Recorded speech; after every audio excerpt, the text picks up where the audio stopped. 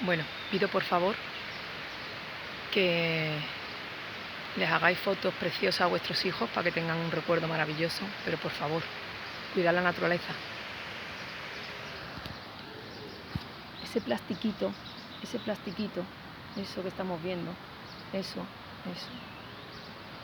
esto, todo ese plastiquito de color que queda tan mono en las fotos para los niños, pedazo de plástico, eso va al río y del río se lo comen los patos, y así vamos destrozando la naturaleza. Entonces, por favor, si estáis convencidos y tenéis un sentimiento de amor y vuestros hijos van a hacer la comunión, el amor empieza por respetar la naturaleza.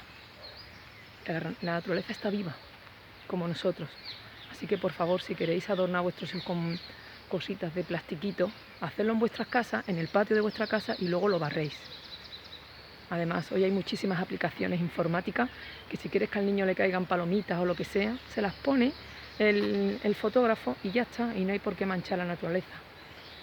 Por lo dicho, perdonad que me ponga tan seria, pero es que de verdad me duele en el alma ver tanta incomprensión. Bueno, respiramos hondo y os deseo todo lo mejor. Un besito.